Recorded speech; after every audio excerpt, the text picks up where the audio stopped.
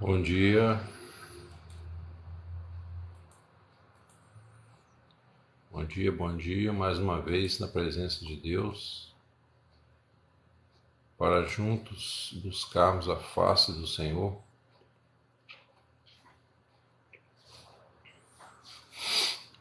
Sejam todos bem-vindos. Esta página é dedicada àqueles que buscam conhecer e prosseguir em conhecer o Senhor e ter comunhão com Ele no Espírito Santo.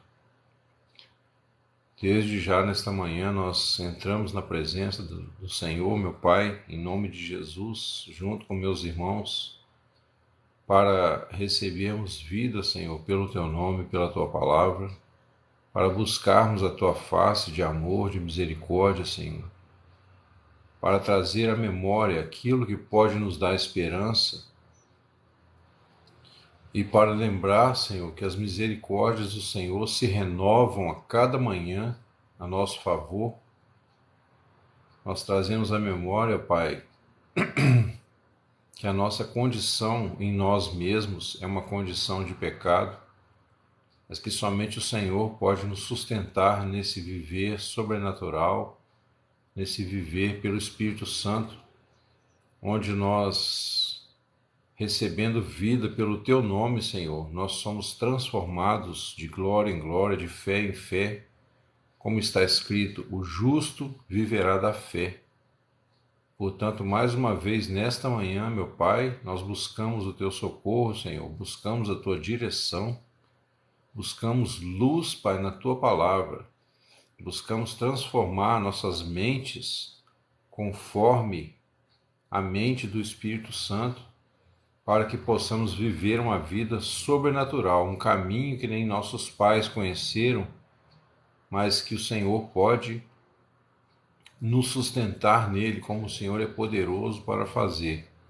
Então, nesta manhã, mais uma vez, Pai, nós te adoramos de todo o nosso coração, nós te exaltamos, te glorificamos, Senhor, e entregamos à morte agora tudo que procede da carne, do ego, tudo que procede da mente natural. Nós repreendemos todo espírito imundo, todo espírito de confusão, Senhor. Trazemos cativo todo o entendimento à obediência de Cristo, para que a vontade do Senhor, a Tua palavra, prevaleça nesta manhã. Em nome do Senhor Jesus, muito obrigado, meu Pai. Amém. Irmão Jaime, bom dia. Bom dia, os irmãos todos que estão entrando. Espírito Santo possa, mais uma vez, fortalecer aí o nosso coração, esse viver pela fé, que é um viver sobrenatural. Possamos entender, né, os mistérios do Senhor, conhecendo a verdade, para que a verdade possa nos libertar. Está escrito, né? Conhecereis a verdade e a verdade vos libertará. Tânia, bom dia. Bom dia a todos os irmãos, bom dia os que estão entrando agora. Você que ama a palavra de Deus, você que tem o desejo de crescer na graça e no conhecimento do Senhor, este é um momento, né? É um lugar de reflexão, um lugar de adoração. Bernadette Barbosa, bom dia, querido. Seja bem-vinda. Este é um lugar de adoração, um lugar de comunhão e de aprendizado, onde nós aprendemos da palavra de Deus e buscamos aí o crescimento na fé, né? O crescimento na verdade. A Bíblia diz que o Pai procura adoradores que o adorem em espírito e em verdade. Oi, Júnior, bom dia, irmão. O Pai procura adoradores. Ah, que bom, ué. Então, vai ficar com a gente aí? Que bênção. Amém. Amém, Tânia. E nesta manhã, amados, nós vamos falar então sobre o êxodo de Israel, tá? Aplicando ali algumas verdades. Bom dia, Fátima, paz do Senhor. Ah, que bom, Júnior, que bom, é. Isso é bênção. Vamos buscar o Senhor. Bernadette, bom dia. Então nós vamos aplicar, né, a história do êxodo de Israel, os filhos de Israel saindo do Egito, e nós vamos extrair ali da história, né, verdades que se aplicam para nós hoje no processo de santificação. E já no título, né, já vou explicar para os irmãos por que eu coloquei esse título, onde eu digo que o êxodo de Israel é o cordão umbilical da Igreja de Cristo. Primeiramente, irmãos, a palavra diz que Abraão é o pai da fé, né? Abraão ofereceu Isaque ao Senhor, né, pela obediência que ele tinha, pelo amor que ele tinha à palavra de Deus, e em figura o recobrou, porque Deus não permitiu que ele consumasse o ato, né? No entanto, ele comprovou ali sua obediência, e com isso ele se torna, ele abre, né, ele inaugura uma era onde Deus traz à memória que o homem sempre deveria viver pela fé no seu nome e não pelas obras da lei. Abraão é antes da lei. No entanto, a descendência dele, né, passou por várias situações, vários problemas e terminaram escravos no Egito. O Egito então representa aí o mundo, né, o sistema humano, o sistema mundano mesmo, né, de pensamento, de estrutura, né, a sociedade ali estruturada conforme a imaginação do homem, né, conforme os seus desejos. Duas descendências. Como assim, Júnior?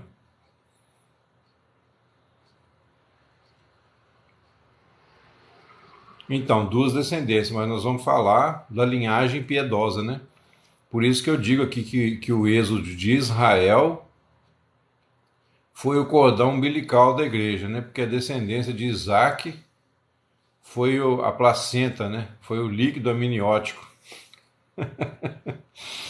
Nessa analogia que a gente faz, a descendência de Ismael é aquilo que vai ser lançado fora depois.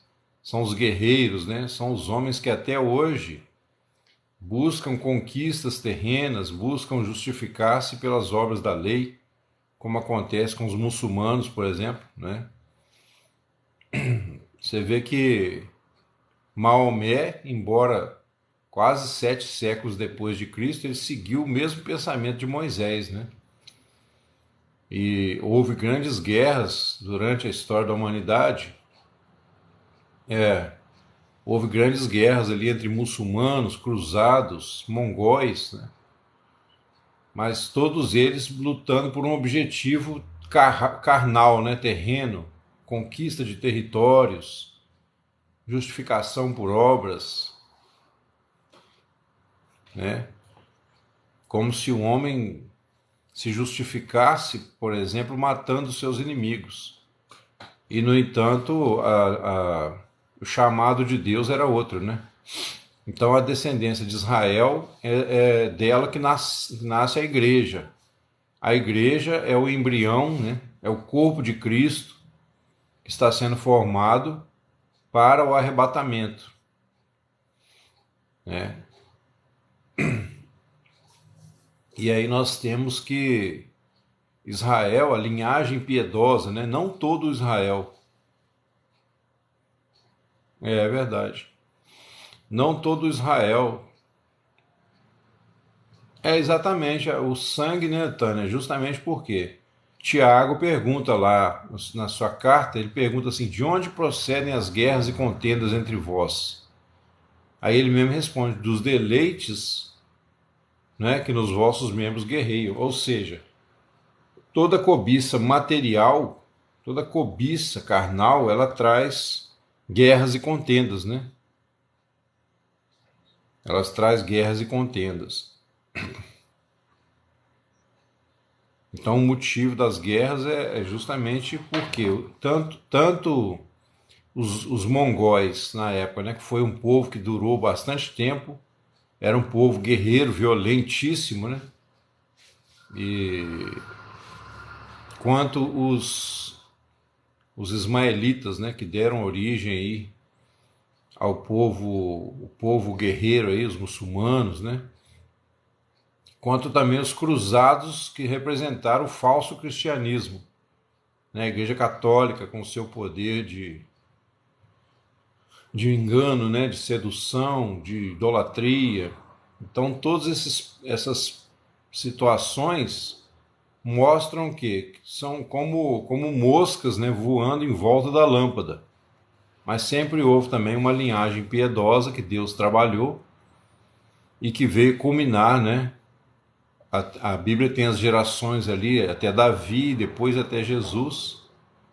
Então, essa linhagem piedosa é como se fosse o cordão umbilical em relação à igreja, que é o corpo de Cristo.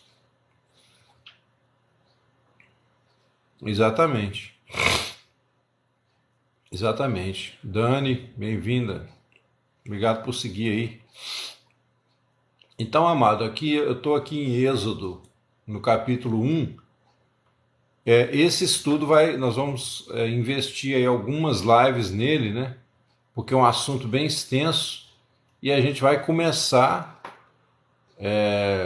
dando aqui hoje um pano de fundo, né? Já mostrando alguns princípios que se aplicam a nós, obviamente, mas dando um pano de fundo da jornada que os filhos de Israel vão fazer pelo deserto e onde tudo ali tem um significado espiritual para nós. Então, se você tem interesse nesse assunto, se você, né, ama a palavra de Deus e você quer entender aí como que funciona o processo de santificação, você procura estar conosco, né, nas lives seguintes, onde a gente vai estar falando desse processo todo, né? E tem muita coisa maravilhosa para nós que nos ajuda a entender como que Deus age, né? Então a gente vê aqui no capítulo 1 de Êxodo, no primeiro capítulo, que fala, né, que eu vou resumir um pouquinho para a gente não ficar muito agarrado, mas fala que as almas, né, que procederam dos lombos de Jacó eram 70 pessoas. E José, porém, estava no Egito, aí ele faleceu, né? Toda aquela geração, os filhos de Israel cresceram no Egito. Levantou-se um novo rei que não conheceu José. Ou seja, depois que José morreu, né, passou um tempo, aquele rei que ficou amigo dele morreu também, e aí levantou esse outro rei e ele começou a ficar com medo. Ele disse que o povo dos filhos de Israel era muito maior e numeroso e poderoso do que eles. Então ele disse: usemos de sabedoria para com eles, para que não se multipliquem, e vindo a guerra, eles também se ajuntem com nossos inimigos e pelejem contra nós. Então o mundo, né? O mundo ele sempre vai ter medo do povo fiel de Deus. Porque o povo fiel de Deus tem conhecimento, tem sabedoria. O povo fiel de Deus não se submete a julgos de homens, né? Embora o povo de Deus obedeça às leis, procure cumprir com seus compromissos sociais, dar a César o que é de César, mas a nossa mente é livre, né? Então nós não nos submetemos a bajulações, nós não nos submetemos a desmandes, né? De quem quer que seja, uma vez que aquilo não esteja de acordo com a lei. Então você vê os cristãos primitivos, por exemplo, né? Eles derrubaram o Império Romano sem violência, né? Se entregando à morte. Eles preferiam morrer lançados na fogueira do que adorar César como se ele fosse um deus. Então o cristão ele não se curva a outro ser humano. E curvar outro ser humano, como já explicamos aqui, né? Ele tem o seu ápice aí na prática homossexual. O homossexualismo é vergonhoso não só pela prática sexual em si, mas justamente porque quando um homem se curva diante de outro homem, literalmente, né? Mas até chegar nisso, a gente passa por uma questão dos homens se curvarem, né? Bajularem. Oi, Cleusa, bom dia. Bajularem, né? adularem as pessoas por causa do interesse e se submeterem também a governos tiranos, coisa que nós não fazemos, né? Doutrinas da carne, exatamente, Júnior. Então, o que eles fizeram? O rei teve medo e disse assim: esse povo é mais poderoso do que nós. Olha só, o povo era escravo no Egito. O povo estava ali, né, submetido como escravo. Eles foram manipulados, né, com o tempo. Com certeza houve traidores dentre os próprios filhos de Israel para que eles chegassem a esse ponto, né, de escravidão. É lógico que a gente não vai conjecturar demais para não ir além do que está escrito, mas dá para a gente deduzir algumas coisas com clareza, né? Então eles chegaram a essa conclusão. Por que eles tinham medo do povo? Porque eles pensaram: esse povo é um povo forte, é um povo que tem visão própria. Apesar de estarem escravizados, né, é um povo que tem princípios, é um povo que crê num só Deus. Então é um povo unido. E é um povo muito mais saudável do que nós. Então vamos usar de astúcia, porque se vier uma guerra, eles podem se juntar contra os inimigos que vêm de fora e aí vão destruir o nosso país. Então, com medo disso, ele colocou maiorais, né, de tributos para os afligirem com suas cargas, porque edificaram a Faraó cidades armazéns, Pitom e Ramsés.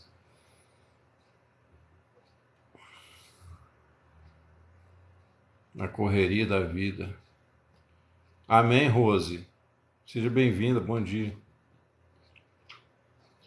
E aí, pessoal, então, quer dizer, essa ideia de tributo, né, de cobrar imposto dos povos, sempre veio de longe como uma estratégia de dominação. E não é diferente hoje, né? Você vê que o Brasil nós estivemos debaixo de um regime socialista aí, disfarçado, né, por muito tempo, disfarçado de democracia, e eles cobram de nós impostos absurdos, né? O Brasil é uma das tributações mais altas do mundo. Então, de certa forma, o povo sempre foi escravizado. E essa é a condição do homem natural. Por causa do pecado, os homens, né, oprimem. A Bíblia fala isso, e por causa da opressão, as pessoas clamam por socorro, mas ninguém diz: onde está Deus que me fez, que me inspira canções durante a noite. Então o povo geme debaixo das cargas de Faraó. Por quê? Porque o povo se submete a esse tipo de coisa.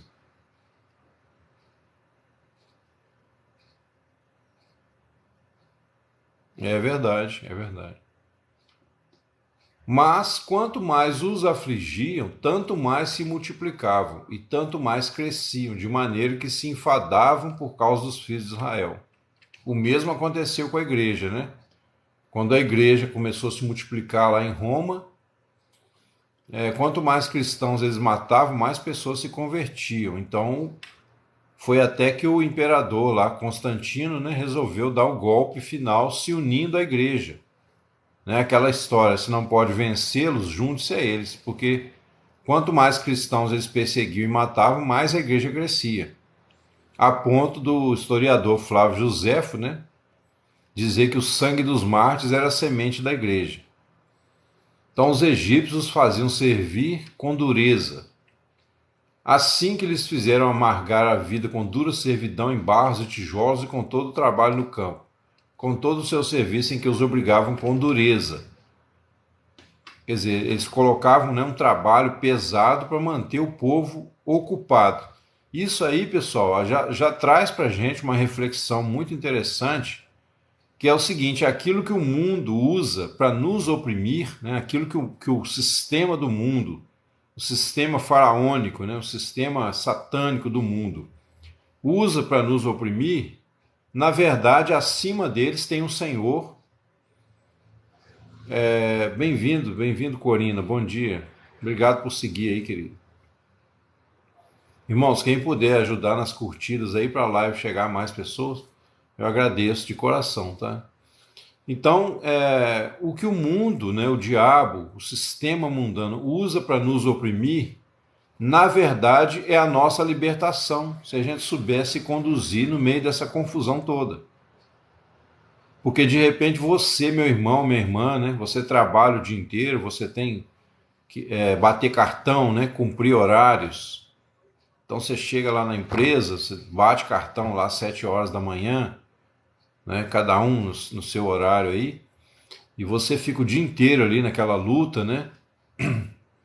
E você ganha um salário que não é lá muito interessante, e passa por lutas, né, com a família e tudo.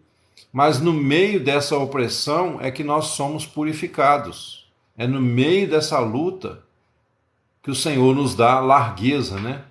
O salmista diz: na angústia me deste largueza quando clamei a ti. Então, muitas vezes, na opressão, né, na luta mesmo, na dificuldade, nos momentos mais difíceis, é que o Senhor te dá largueza interior. Você, à medida que você passa a valorizar o mundo espiritual, né, você passa a entender o plano de Deus para a sua vida, é como se você fosse meio que sumindo, né, do lado de fora, aos olhos dos homens, mas você cresce interiormente. Então o Senhor dilata o seu território, né? O Senhor dilata os seus termos, como diz lá em Isaías. Amém, Altamir, Azil. Amém. A paz para você também. Então, o salmista diz isso, né? Na angústia me deste largueza. Essa largueza é o quê? É o crescimento interior, pessoal. Cada um de nós, já falei aqui, cada um de nós é um universo. Cada um de nós que nasceu nesse mundo, nós somos um universo mais importante para Deus do que o universo criado material. Porque o universo material para Deus não passa de um holograma, vamos dizer assim, né? Embora para nós ele é real, porque o nosso corpo é feito da mesma matéria. Mas Deus não está interessado em árvore, boi, cachorro, né? Isso aí foi feito por causa de nós, para alegrar o nosso coração, para nos dar um ambiente para a gente desenvolver o nosso espírito, para a gente desenvolver o nosso caráter, a nossa personalidade, né? E chegarmos a ser verdadeiros adoradores, a chegarmos a ter comunhão real com o nosso Criador. Então, nesse sentido, o ambiente à nossa volta se torna secundário. Ao invés de sermos escravos, né, embora possamos até parecer escravos do lado de fora, mas o cristão ele não é escravo de ninguém, porque ele consegue viver muito bem com o seu mundo interior, ainda que do lado de fora, né, circunstancialmente pareça que ele esteja escravizado pelo mundo. Amém. É para dar glória mesmo, Maria de Fátima. Né? Porque as pessoas olham para nós e elas nos julgam conforme a mente materialista delas. Então as pessoas, quanto mais materialista, mais a pessoa, né, olha para você de uma forma assim, te desprezando, né, muitas vezes, achando que você é um pobre coitado. Tem até uma história do Ariano Suassuna, né, que ele falou que conheceu uma mulher que perguntou para ele se ele já tinha ido na Disney. Aí ele falou que não, que nunca foi, que nunca saiu do Brasil. Aí ela perguntou depois para uma outra pessoa, eles estavam numa festa. Aí ele falou assim: essa mulher divide o mundo em duas categorias, né? Os que foram à Disney e os que nunca foram à Disney. Quer dizer, olha o critério da pessoa, né? Então, assim também você tem a pessoa que te olha pela roupa que você veste.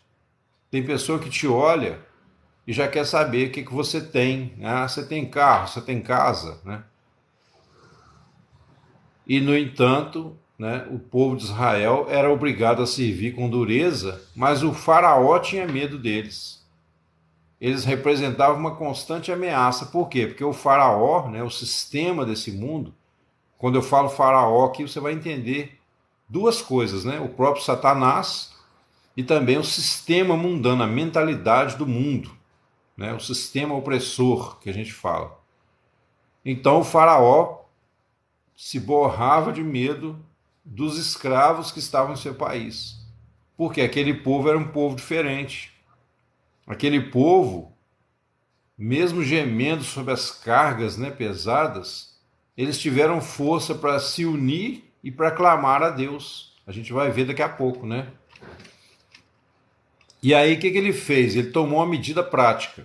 Ele falou às parteiras das hebreias, das quais o nome de uma era Sifrá e o da outra Puá, e disse: quando ajudardes a dar à luz as hebreias e virdes sobre os assentos, se for filho homem, matai-o, mas se for filha, então que viva. Quer dizer, queria que matasse os homens, porque os homens é que iam à guerra, né? Então, matando os homens, as mulheres podiam até se tornar mulheres dos egípcios depois, para fortalecer o povo, né? As parteiras, porém, temeram a Deus e não fizeram como o rei lhes ordenara. Antes conservaram os meninos com vida. Então o rei do Egito chamou as parteiras e disse: por que fizeste isso, deixando os meninos com vida? As parteiras disseram a Faraó: é que as mulheres hebreias não são como as egípcias, porque são vivas e já têm dado à luz antes que as parteiras venham a elas. Quer dizer, elas temeram a Deus, né? Elas eram hebreias, elas foram fiéis ao seu povo. Aí Deus fez bem as parteiras, porque elas foram fiéis, né? E o povo se aumentou e se fortaleceu muito. Aconteceu que, como as parteiras temeram a Deus, ele estabeleceu-lhes casas. Quer dizer, Deus abençoou a vida delas, né? Então ordenou Faraó ao seu povo, dizendo: todos os filhos que nascerem lançareis no rio, mas a todas as filhas guardareis com vida. Olha aí, pessoal, a maldade, né? Até que ponto chega a maldade do ser humano, né? Quando o rei manda lançar, você imagina, você lançar bebês no rio, né? E esse tipo de violência sempre aconteceu em toda a história da humanidade, pessoal. Até hoje acontece, né? Não se engane de pensar que, por exemplo, quando os ateus aí, né, o pessoal perverso aí nos acusa de coisas que acontecem na igreja e que vêm à tona, né, que são colocados aí na internet, às vezes um pastor que comete um adultério ou uma situação do tipo, quando eles, na verdade, fazem essas maldades às escondidas, e eles fazem coisas terríveis, né?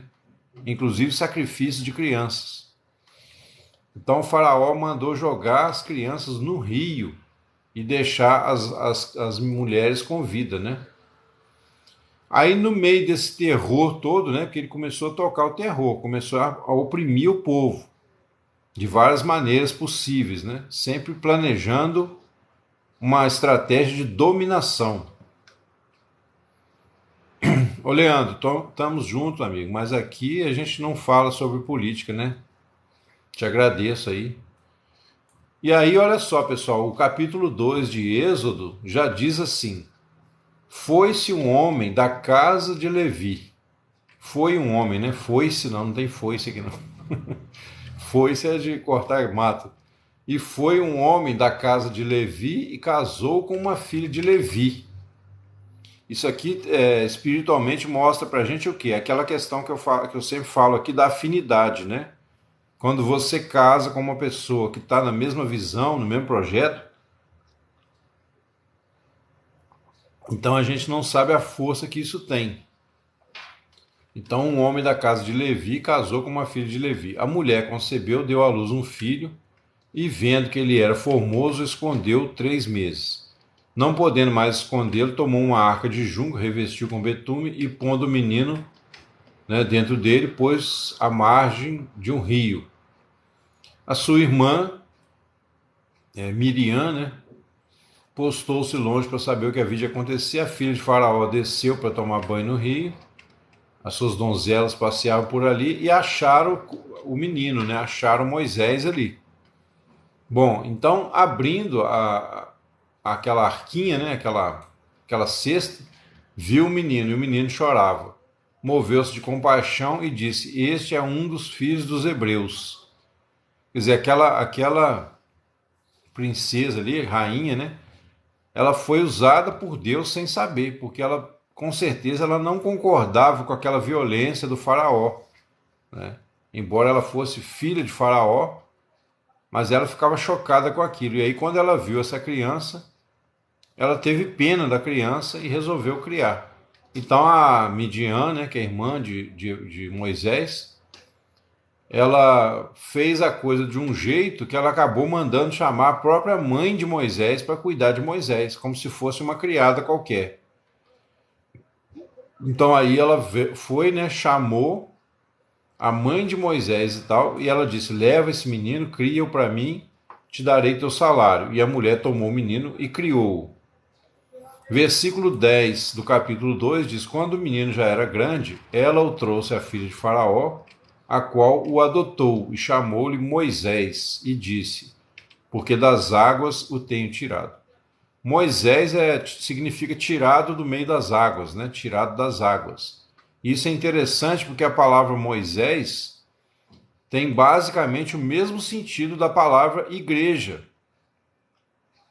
Tá? A palavra igreja também tem um sentido parecido à palavra Moisés. Então a igreja é aquela que foi tirada, né, por meio das águas, né? Foi tirada do mundo através do batismo, né? Não o batismo nas águas, literalmente, mas o batismo na morte de Cristo. Então aconteceu que naqueles dias, sendo Moisés já homem, saiu a seus irmãos e atentou para suas cargas. Então Moisés foi criado pela própria mãe. A mãe, com certeza, o instruiu, né, na palavra de Deus, na medida do possível, apesar dele ter tido toda uma educação lá como general no Egito, né? Moisés foi feito um guerreiro, mas ele conhecia a palavra de Deus. E aí tem um provérbio que diz: ensina a criança o caminho que deve seguir, e ainda quando for velho não se desviará dele. Então ele viu, só que o que ele fez? Ele viu que um egípcio feria um hebreu dentre os seus irmãos, olhou para um lado, para o outro, e vendo que não havia ninguém ali, matou o egípcio e escondeu na areia. Hoje, para a gente, né, isso é muito chocante. Nossa, ele matou, como é que pode um homem que Deus vai usar, né, matar uma pessoa? Só que nós temos que lembrar, pessoal, de duas coisas. Primeiro, a opressão que eles viviam ali no Egito, né? Então Moisés via aquilo tudo e não sabia o que fazer. Um dia ele teve a oportunidade e ele perdeu a cabeça. Outra coisa é que naquela época, ainda, né, vamos dizer assim, por causa da dureza do coração dos homens, ainda existia essa questão mesmo da guerra, né, de você combater os inimigos. Porque como era uma conquista de território, e isso foi necessário até que algumas nações se estabelecessem, né? Então, como era uma conquista de território, havia guerras e havia mortes sangrentas de ambas as partes, né? Então, o povo hebreu vivia nessa condição. Então, ele matou. Só que, aos olhos de Deus, né, isso não era o ideal. Deus não queria que Moisés desse continuidade a um povo, né, uma geração piedosa agindo na própria carne.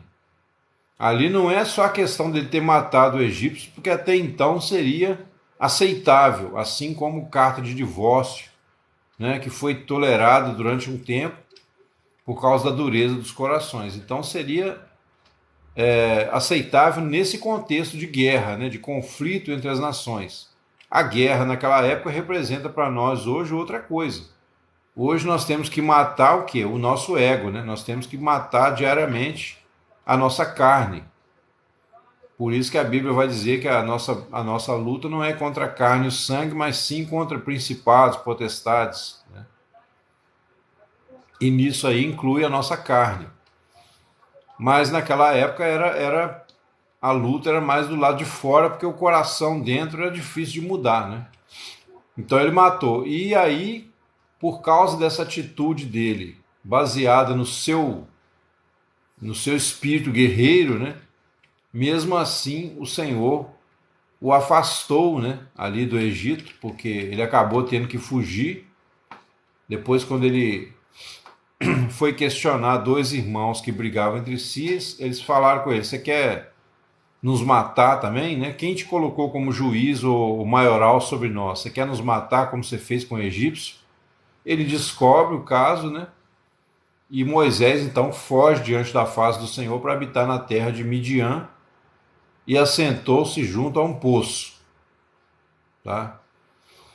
A palavra Midian, pessoal, a palavra Midian é interessante porque ela significa conflito. Veja bem, ele habitou, né, na terra de Midian e juntou-se a um poço. O sacerdote de Midian, quer dizer, Midian é a fase de conflito de Moisés. É onde Moisés, né, entra em crise, uma crise existencial, ou seja, uma luta entre a vontade de Deus, mas a vontade correta de Deus, né, e o seu ímpeto pessoal, o seu ímpeto natural de fazer a vontade de Deus. Que há uma diferença entre o nosso desejo, né, o desejo que brota em nós quando a gente crê no início de fazer a vontade de Deus, muitas vezes ele não é correto. Muitas vezes ele é forte, ele é bem intencionado, mas ele pode causar mais problema do que solução. Então, por isso que até que eu falo com os irmãos que a gente tem que ter um pouco de paciência e buscar o conhecimento em primeiro lugar, antes de querer ocupar ministério em igreja, antes de querer fazer a obra de Deus externamente, né? Se você colocar o carro na frente dos bois, você pode colocar tudo numa situação difícil. E é lógico que se você realmente nasceu de novo, né? Você talvez vai tomar alguns tombos aí pela vida, mas o Senhor vai te levantar. Só que você pode evitar muita dor de cabeça, né? Você pode evitar aí, como Moisés poderia ter evitado um atraso de 40 anos na vida dele, nesse sentido da missão, né? Porque quando ele se juntou, amém, Corinto, quando ele se juntou lá, matou o egípcio, né? O Senhor fez com que ele fugisse, né? Obviamente ele fugiu e o Senhor só volta a falar com ele 40 anos depois, quando ele já tinha 80 anos de idade. Então, nesse período, o que aconteceu? Ele foi lá para a cidade do conflito, né? Isso para nós representa esse conflito inicial, quando nós somos chamados por Deus. Quando o Senhor, né, começa a trabalhar na nossa vida, igual ontem tinha uma irmã aqui que né, falando que é recém-convertida, tem 2 meses que ela está na igreja. Então ela está naquele primeiro amor, né? Não sei se ela está aí hoje. Ela está naquele primeiro amor e tudo que eu falava aqui, ela, né, ficava empolgada e falou que estava gostando. E teve uma hora que eu falei um negócio, ela falou que ficava até arrepiada, quer dizer, a pessoa tá ali cheia de, né, daquele primeiro amor, aquela graça de Deus, né?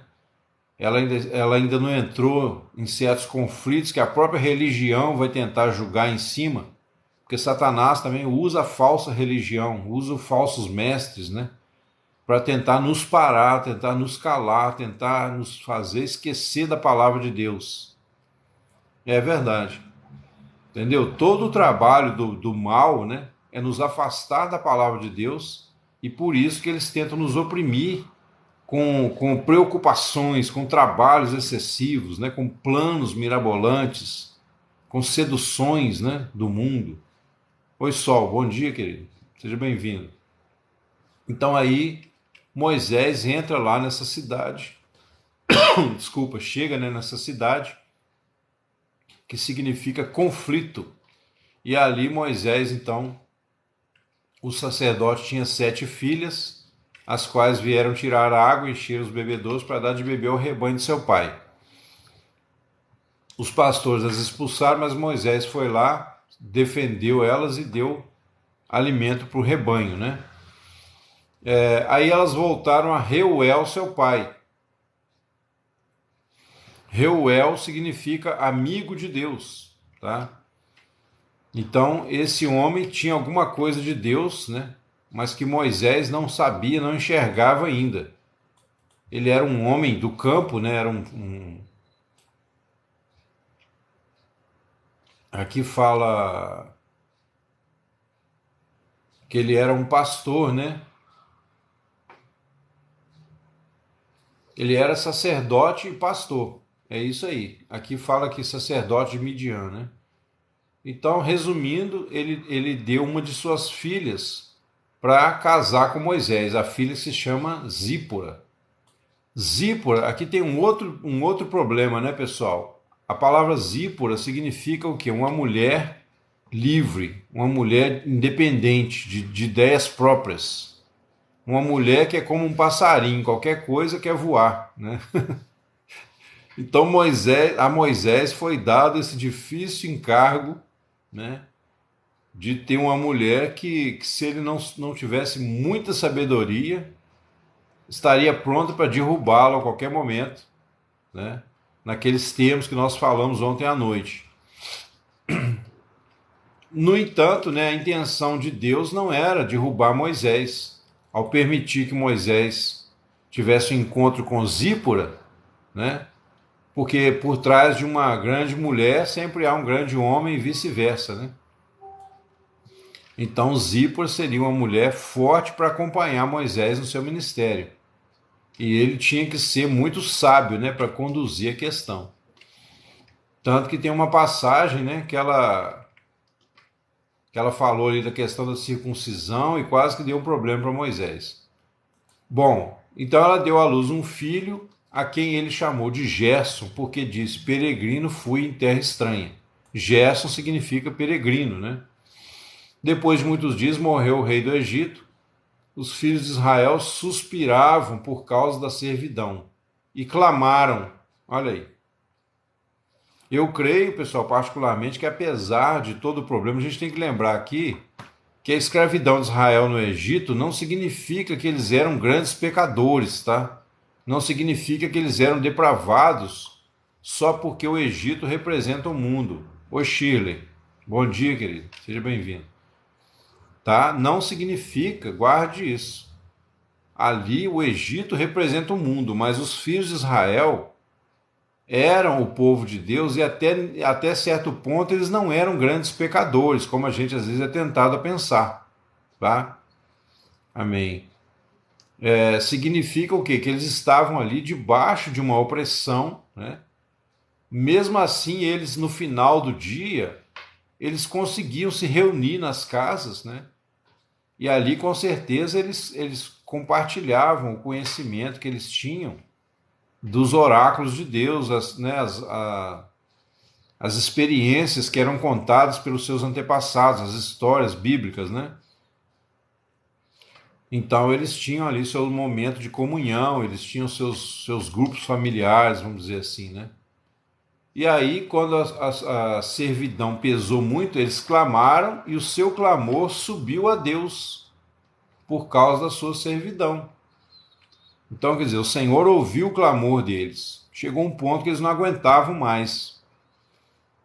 Então eles clamaram, né, desesperados. O Senhor ouviu o seu gemido e lembrou-se da sua aliança com Abraão, com Isaque e com Jacó. Olha aí. Quer dizer, o Senhor tinha feito uma aliança com Abraão. E o Senhor já tinha dito: sabe com certeza que a sua descendência será escrava no Egito, mas depois de 400 anos sairá com mão forte, né? E aí já estava nessa fase, né? Já tinha cerca de 400 anos até então que o povo de Israel serviu lá com dureza, sob o jugo de Faraó, né? Então o Senhor atentou para a condição deles. Beleza, passou nesse ínterim, né? Nesse meio tempo, Moisés estava lá, né, em Midian, que era uma terra pertencia ao território, né, egípcio, o território de conquista, mas não era próximo ali, né, aos grandes centros onde o povo era escravizado. Então ele apacentava o rebanho de Jetro, seu sogro, em Midian, e levou o rebanho atrás do deserto e chegou ao monte de Deus, que é o monte Horebe. Apareceu-lhe um anjo do Senhor em uma chama de fogo, do meio de uma sarça. E olhou, e eis que a sarça ardia no fogo, mas a sarça não se consumia. Então ele teve uma visão ali maravilhosa, né? algo que ninguém jamais tinha experimentado. Havia uma sarça, né? Com certeza aquela sarça era física mesmo, estava ali, mas ele viu a sarça como se estivesse em chamas. E a prova de que aquela visão não foi uma miragem de Moisés é o que Deus falou com ele e o que veio acontecer a seguir, né? Porque aí vem uma coisa importante para nós também, pessoal. Eu falo sempre com os irmãos aqui que o povo que corre atrás de visões, né, corre atrás de milagres, tem grande chance de ser enganado. Moisés aqui não estava correndo atrás de milagre. Ele estava apacentando, né, o rebanho e ele chegou ao chamado monte de Deus, né? E ali, quando ele olhou, ele viu o anjo do Senhor numa chama de fogo, né? Então Moisés disse: agora me virarei para lá e verei esta grande visão, porque a sarça não se queima.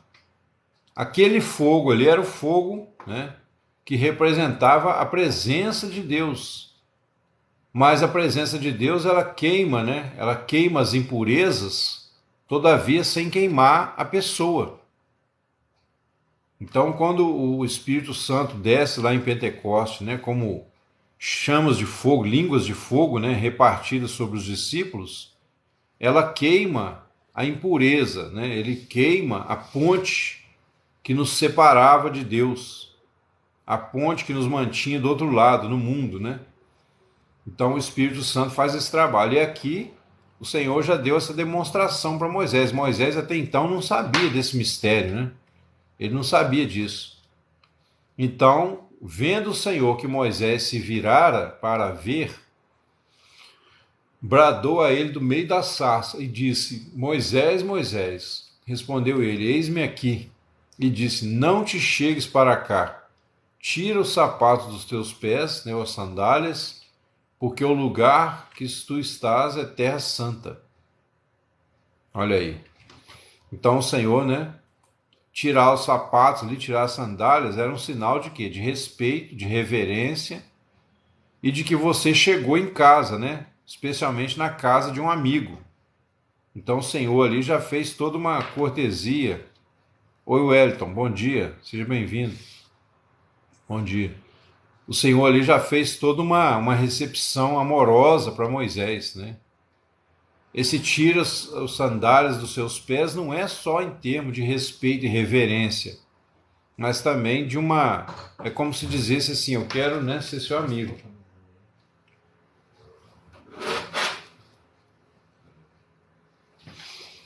Então, quando Moisés disse, eis-me aqui, o Senhor disse, tira a sandália dos teus pés, porque o lugar que tu estás é terra santa. Mas o Senhor não mandou Moisés sair, né? E disse mais, eu sou o Deus de teu pai, o Deus de Abraão, o Deus de Isaque e o Deus de Jacó. E Moisés encobriu seu rosto porque temeu olhar para Deus. Então, assim, Moisés, de certa forma, já tinha visto, né? Mas ele não podia olhar por muito tempo, porque aquilo ali ia chocá-lo muito, né? Era a primeira vez que alguém tinha uma visão desse tipo, uma manifestação ali, né, de Deus sobre um elemento físico da natureza, mas o fogo ali não era um fogo físico, era um fogo do Espírito, né?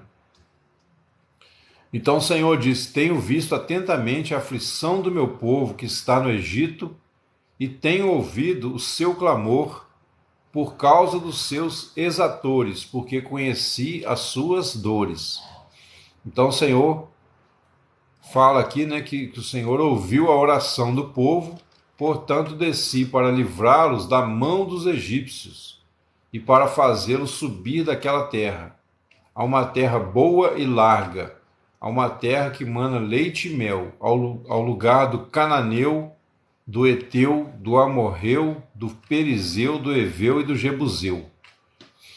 Aqui a gente tem, né, também algumas coisas importantes. Quando Deus fala para Moisés que ele desceu para livrar o seu povo do Egito, pessoal, o coração de Moisés com certeza foi a mil. com certeza foi a mil, porque ele recebia com certeza notícias, né? E ele já tinha experimentado lá há um tempo atrás, né? 40 anos atrás, ele já tinha experimentado pessoalmente, vendo lá o egípcio, né? Batendo nos seus conterrâneos, sufocando os seus irmãos ali, sem ele praticamente poder fazer nada. E quando ele decide fazer, que ele mata o egípcio, o caso é descoberto. E aí ele sabia que a vida dele estava em risco. Então, ele tinha um pensamento assim, como que o meu povo deve estar sofrendo no Egito? Só que, tipo assim, quando Moisés foge do Egito, né, ele se sente totalmente impotente. Ele pensa, na cabeça dele, ele pensa assim, quem sou eu, né? Eu achei que fazendo um negócio daquele ali, o povo de Israel ia me amar, ia todo mundo me aclamar, né? Porque a gente no início, às vezes a gente quer fazer a obra de Deus cheio de ego, né? Então a gente acha que qualquer coisinha que a gente faz uma oração e a pessoa é curada, a gente já se sente, né? Como se fosse o máximo ali da espiritualidade, né? A quarta pessoa da Trindade. No entanto, o caso, né, a atitude aparentemente boa, bem intencionada de Moisés trouxe problema. E aí ele desistiu. Muita gente, inclusive, cai, né, na fé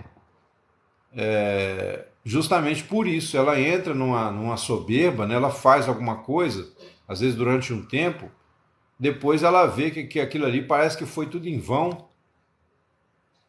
Por quê? Porque ela estava agindo na carne, mesmo usando dons espirituais, às vezes mesmo pregando o evangelho para muitos, mesmo fazendo muita coisa, né? Vamos dizer, supostamente de Deus e até, vamos dizer assim, de fato usando dons espirituais, a pessoa chega a um ponto que ela entra em parafuso, ela desiste, ela cansa daquilo. Porque ela pensa assim, puxa vida, né? Às vezes eu prego para outros e eu mesmo tenho tanto problema dentro de mim, eu não sou liberto disso, não sou liberto daquilo. Então a pessoa entra em parafuso e acaba chutando o pau da barraca, né, como diz aí o povo. E assim aconteceu com Moisés. Então Moisés chegou num ponto que ele falou: você quer saber? Eu achei, né, que eu seria um vaso, eu achei que eu seria uma bênção na mão do Senhor, mas parece que Deus está contra mim. E parece que eu sou impotente. Quem sou eu para tirar o povo do Egito? Quem sou eu para ajudar o meu povo? Todo mundo passa, né, Tânia? De certa forma, todos nós passamos. O que acontece é que uns abandonam e outros passam, né, às vezes por uma repreensão de Deus, passam por uma fase difícil e depois se levantam novamente, né? Aqueles que creram verdadeiramente, eles sabem que o Senhor nunca nos abandona quando a gente erra, né? Então eles perseveram, mas tem aqueles que são como aquela semente que caiu entre os espinhos, né? Aí vem os problemas, vem a sedução das riquezas, né? Vem os problemas e a pessoa desiste. E aí, quer dizer, fica comprovado que nunca nasceu de novo, né? Viveu uma vida, uma aventura religiosa, foi até onde deu, mas chegou um ponto, pendurou a chuteira e falou: eu fico por aqui, né? Infelizmente isso acontece. Então o Senhor diz, né? Desci para livrá-los da mão dos egípcios. Aí Moisés, primeira coisa que ele já estava perguntando ali na mente dele: peraí, mas por que Deus está falando isso comigo? Não estou entendendo. O que Deus está falando? O que a história diz sobre a escravidão dos israelitas no Egito fora da Bíblia? Não sei, Wellington. Sinceramente, não sei.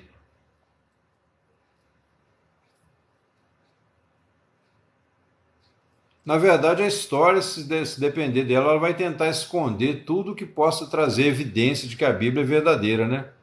A história sempre foi manipulada.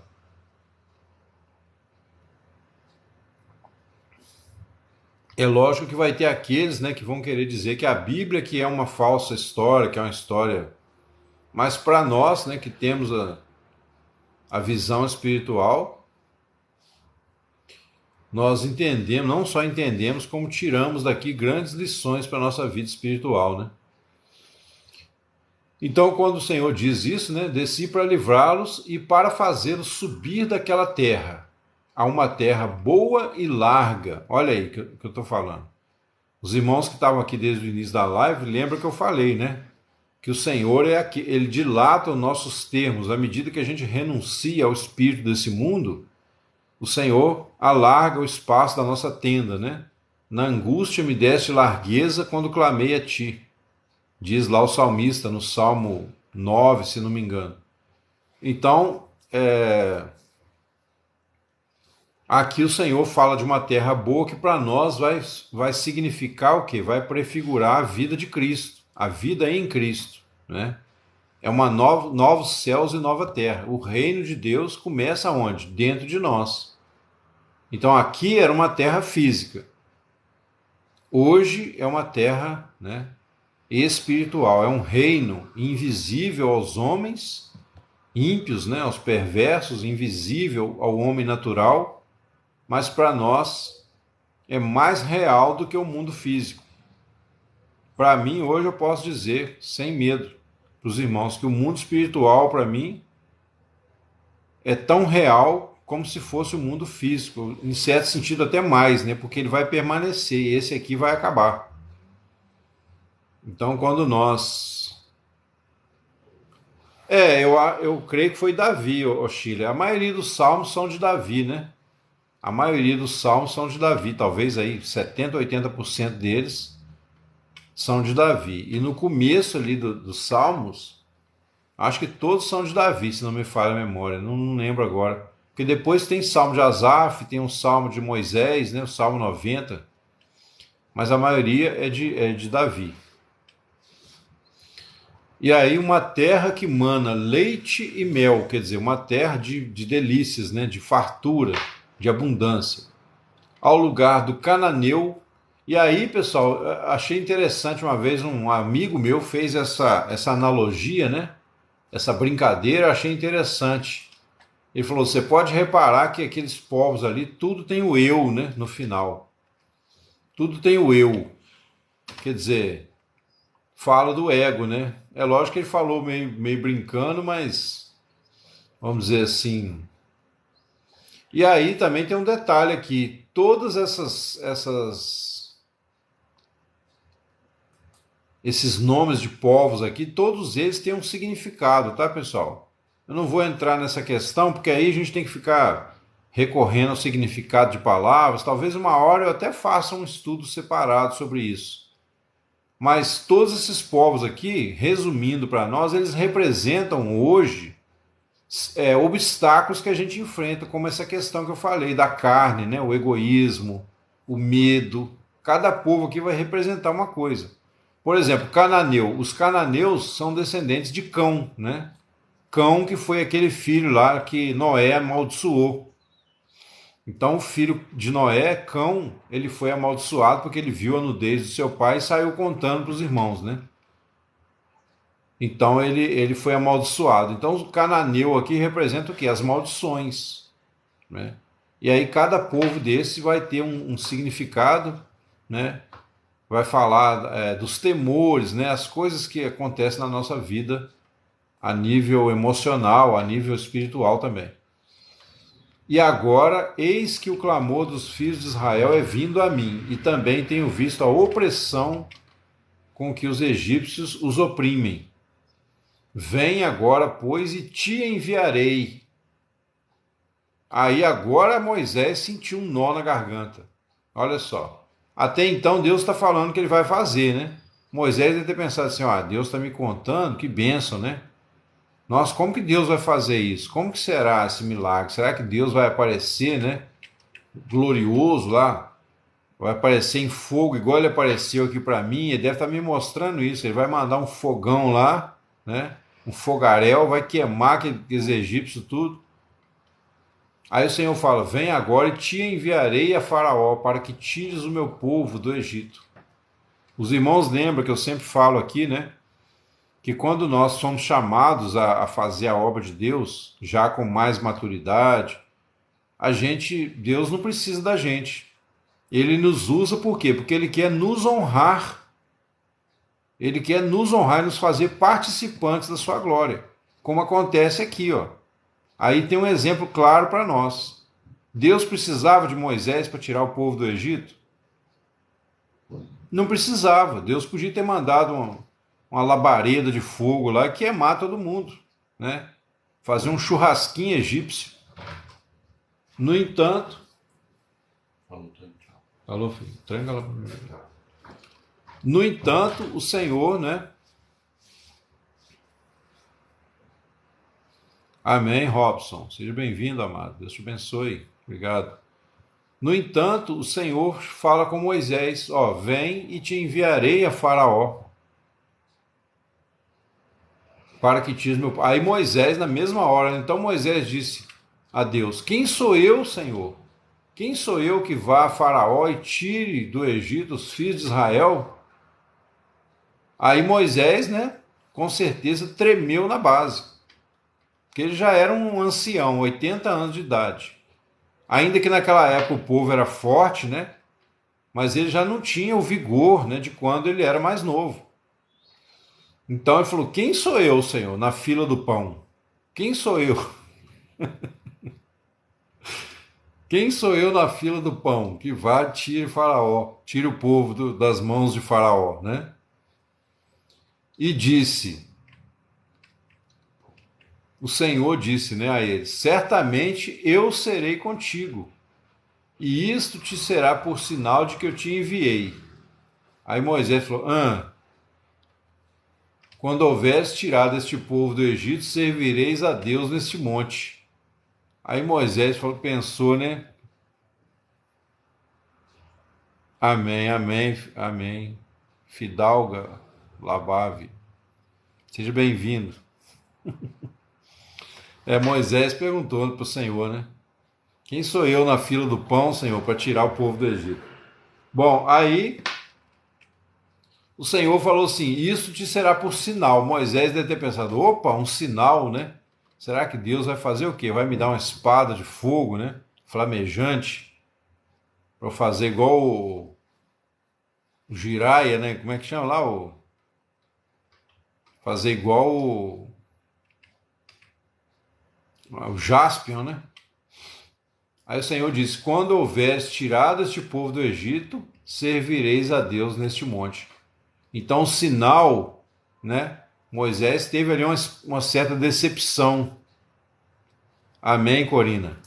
Teve uma certa decepção. O sinal ele só vem depois que você crê e obedece. Aí, ó.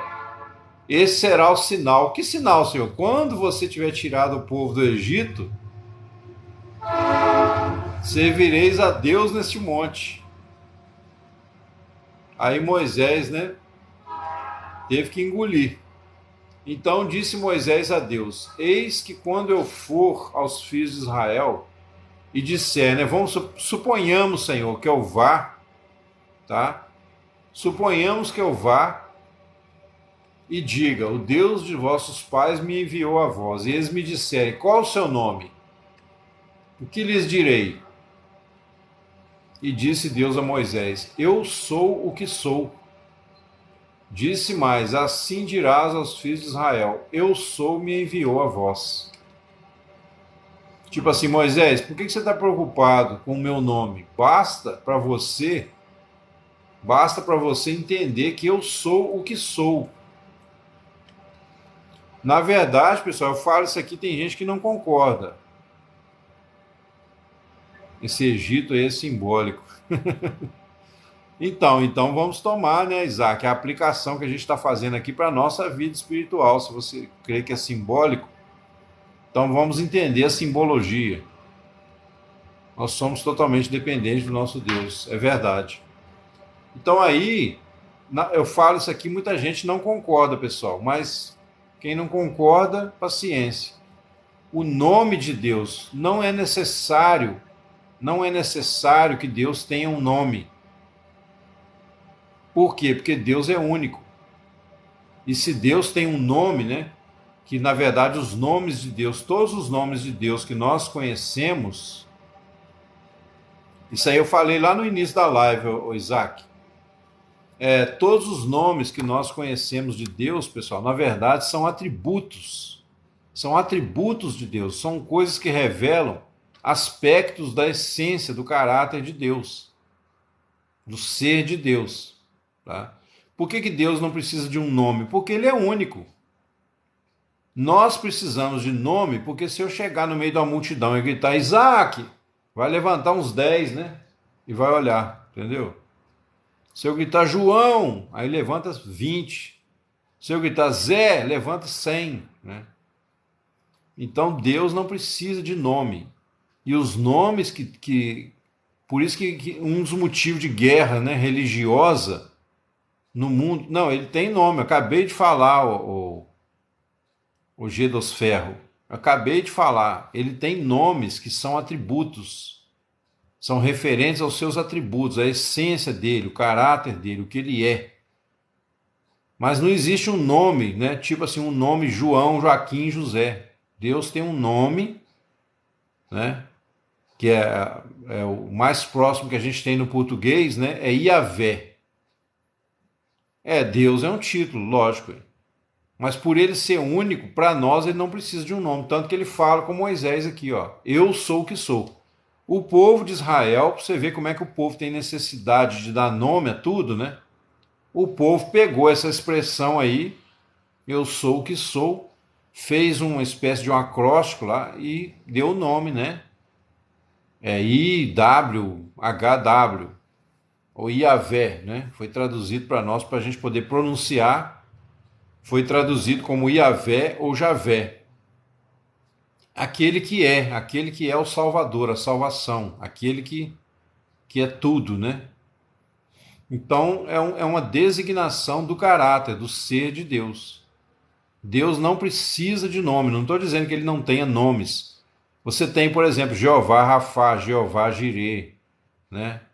Você tem vários nomes que são dados que são atributos de Deus. Deus que salva, Deus que cura, Deus que liberta. Certo?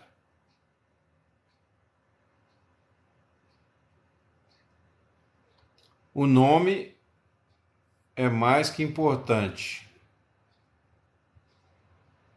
O nome significa o que, Reginaldo? O nome é o que? Nomear. Adão, né? Deus trouxe para Adão os animais e disse assim: tudo que você der o nome vai ser o nome. Agora Deus mandou Adão dar um nome para Deus? Não, né? Então o homem pode dar nome a tudo na terra, mas a Deus, quando ele dá nome, ele arruma problema. Porque aí vem um e fala: não, o nome dele é Alá. Aí vem outro: não, o nome dele é Brahma, Brahman. Não, o nome dele é Shiva. Não, o nome dele é Yahvé. E aí uma briga, né? Como aquela história que eu já contei aqui dos 4 elefantes, dos 4 cegos, né? Que encontraram o elefante na floresta, cada um tocou uma parte do corpo e achou que o elefante era uma coisa. Um tocou na perna e falou: os elefantes são como árvores. O outro tocou no lado ali do elefante: não, os elefantes são como muralhas. E assim por diante. Então, quer dizer, são aspectos, né, do ser do elefante, cada um tocou uma parte, mas chegou a uma conclusão errada porque não viu o todo. Então, assim também é o homem com relação a Deus. Ele dá nomes, né? E aí é lógico, com a permissão de Deus, alguns nomes vão aparecer na Bíblia, porque eles refletem realmente aspectos essenciais do ser de Deus.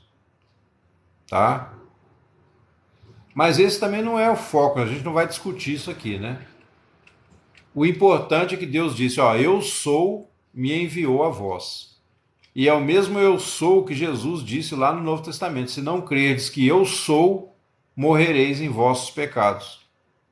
Isso aí também já é outra prova de que Jesus é Deus, né?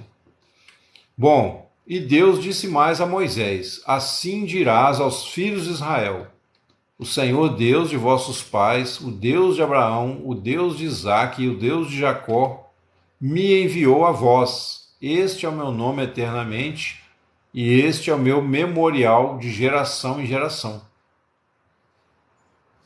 Nossa bandeira. É verdade. É um dos nomes, né? Olha só, então isso aqui, pessoal, é a palavra de Deus para o povo de Israel. Ó. A palavra que Deus mandou para eles, né? Você vai dizer para eles, Moisés, primeira coisa, eu sou, me enviou a vós. Quando ele falasse eu sou, o povo de Israel já ia entender que ele estava falando de quem? De Deus. Que é o único que pode dizer eu sou, né? E o povo de Israel conhecia as promessas até então, né? E aí o Senhor diz mais, ó. O Senhor, Deus de vossos pais. Ou seja, aqueles que vocês entendem que foram chamados por Deus. Você lembra que Abraão foi chamado por Deus e Deus disse: anda na minha presença e eu te farei perfeito, né? Então, o Deus de Abraão, o Deus de Isaac, o Deus de Jacó, que transformou Jacó em Israel, me enviou a vós. Este é o meu nome, ou seja, o meu nome é o que? Eu sou, né? E este é o meu memorial. O memorial é o que? Lembrar como Deus chamou Abraão, Isaac e Jacó. Bastava isso. Bastava isso. Vai, ajunta os anciãos de Israel e diz-lhes: o Senhor, Deus de vossos pais. Aí ele repete, ó. O Deus de Abraão, de Isaac e de Jacó me apareceu dizendo: certamente vos tenho visitado e visto que vos é feito no Egito. É o Bhagavad Gita. Bhagavad Gita, cada um fala de um jeito, né? Então bastava, pessoal, que Moisés dissesse três coisas. Primeiro, eu sou o que sou. Segundo, né, eu sou o que sou, ou eu sou, me enviou a vós. Segundo, lembra eles que eu sou o Deus de Abraão, de Isaac e de Jacó. Se eles creem que eu sou na vida de Abraão, que eu sou na vida de Isaac, que eu sou na vida de Jacó, então eles vão crer em mim. Eles vão reconhecer. E terceira coisa, certamente vos tenho visitado e visto. Vocês não têm orado? Vocês não têm clamado? Então eu ouvi o clamor de vocês. Eram três coisas que ele tinha que dizer. E vos farei subir, né? Aí, quer dizer, na mesma sequência, vos tenho visto a aflição, vos farei subir da aflição do Egito, à terra do cananeu, tá. Bom, ouvirão a tua voz, e irás tu com os anciãos de Israel ao rei do Egito, e dir-lhe-eis. Agora uma palavra para o rei do Egito. Quer dizer, quando você falar isso, eles vão te ouvir. Então você vai reunir esses anciãos, você vai até o rei do Egito e disse: o Senhor, né, você vai dizer para ele: o Senhor, Deus dos Hebreus, nos encontrou. Agora, pois, deixa-nos ir caminho de 3 dias para o deserto, para que sacrifiquemos ao Senhor nosso Deus. Ou seja, você vai dizer da minha parte, você vai falar: ó, o Deus dos Hebreus, o Deus de Abraão, o Deus de Isaac, o Deus de Jacó nos encontrou, né? Deixa aí o meu povo para que me adore. Eu sei, porém, que o rei não vos deixará ir, nem ainda por uma forte mão. Quer dizer, eu já sei de tudo, eu sei que ele não vai querer deixar. Porque eu estenderei minha mão e ferirei o Egito com todas as minhas maravilhas que farei no meio dele, e depois vos deixará ir. Então o Senhor deu todo o plano, né? Deu todo o plano para Moisés do que ele tinha que falar com as autoridades dentre o povo de Israel, né, os anciãos. Isso significava que era um povo unido, né, porque se tinha anciãos ali que eram respeitados, então significa que era um povo que falava uma mesma língua, uma mesma linguagem espiritual. E o Senhor também deu instruções para ele falar a Faraó e disse já: ó, não se preocupe, você vai falar, Faraó vai dizer que não vai liberar. Oi, Norma, seja bem-vinda, querido. Não se preocupe, Faraó vai dizer que não vai liberar, tá? Mesmo assim, com forte mão, mesmo assim eu vou fazer prodígios e maravilhas no meio deles, até que eles deixem vocês saírem. Então Moisés não tinha desculpa, pessoal. Não tinha desculpa. Deus deu toda a coordenada para ele do que ia acontecer, falou claramente, inclusive prevendo que Faraó, né, não era difícil prever, lógico, mas lembrando Moisés que Faraó não ia querer deixar. Qual rei tirano que deixa um povo sair, né, sair livre da escravidão, uma vez que aquele povo ali construía, né, para Moisés, inclusive há quem diga que até as pirâmides do Egito foram os hebreus que construíram na época.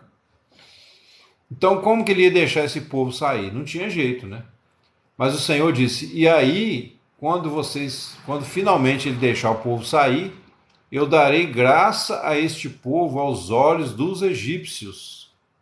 E acontecerá que quando sairdes, não saireis vazios, porque cada mulher pedirá à sua vizinha e à sua hóspeda joias de prata, de ouro, vestes, as quais porei sobre os vossos filhos e vossas filhas, e despojareis os egípcios."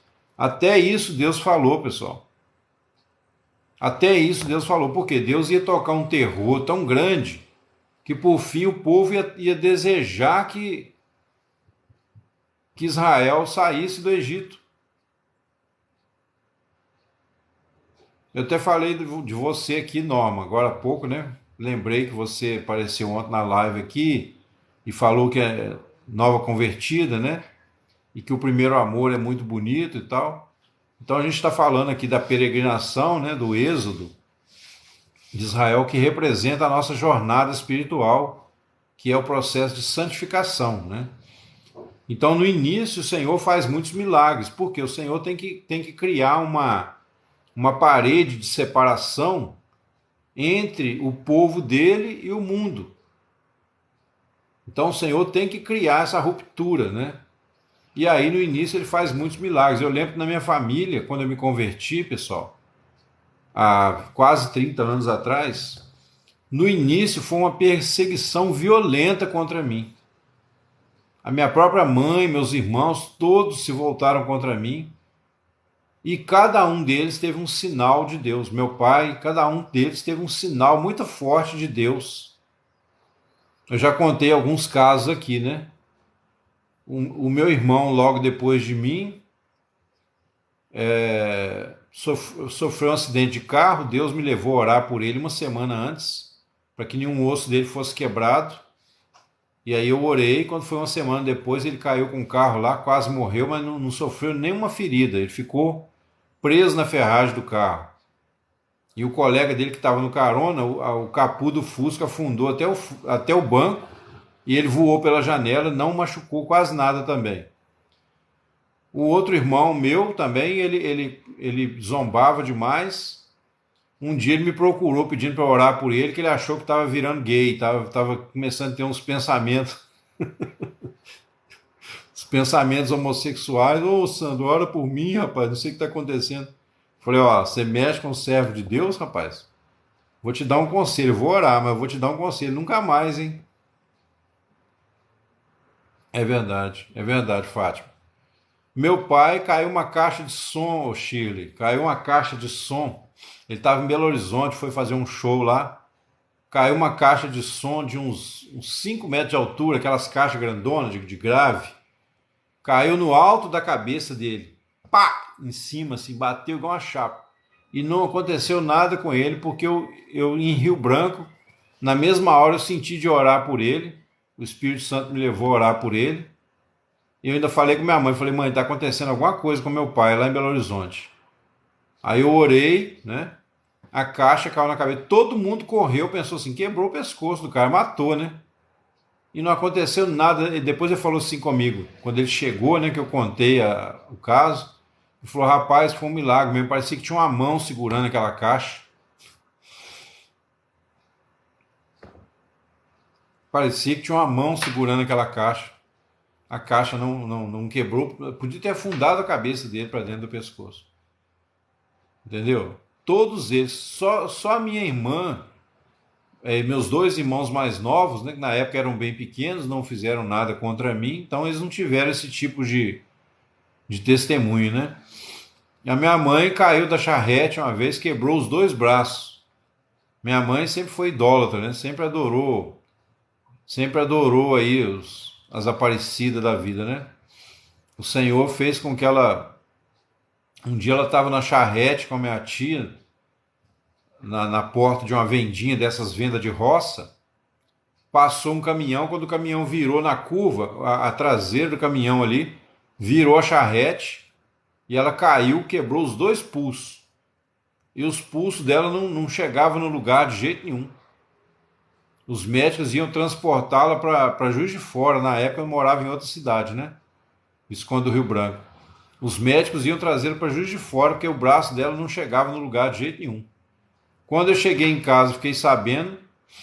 Falei, mãe, liguei para ela, falei, mãe, eu vou orar pela senhora. E orei. No outro dia de manhã, o médico chegou lá e falou, olha, seu braço está no lugar, o que aconteceu? É o poder de Deus, irmãos. Então foram coisas maravilhosas que Deus fez, igual fez aqui na questão do povo de Israel, né? Grandes sinais e maravilhas. Eu era escravo do Egito, né? E o Senhor me tirou com mão forte. E eu creio que na vida dos irmãos, uns mais, outros menos, né? A gente tem experiências maravilhosas do poder de Deus. Agora, se você não teve experiências tão fortes assim, pessoal, não fique triste, não fique chateado ou chateada, porque eu já expliquei aqui também que muitas vezes Deus tem que fazer milagres mais fortes nas pessoas que têm a cabeça mais dura. Então, no meu caso, eu era um verdadeiro demônio. Antes de conhecer Jesus, eu acho que o povo da cidade já estava com medo de mim. Entendeu? Eu era igual o Gadareno, né? Só não andava no meio dos sepulcros, mas era um sujeito completamente aloprado. Brigava demais, já contei isso aqui, né? Não vou entrar em detalhe. Então, assim,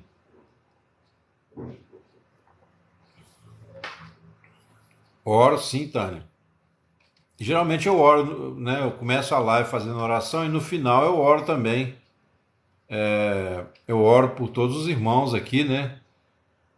Profetizando bênçãos aí na vida dos irmãos. Pode ficar tranquilo, Tânia. E o seu nome vai estar aqui no meu caderno. Vou até anotar de uma. Acho que eu anotei ontem, ou não? Não, deixa eu anotar aqui, Tânia.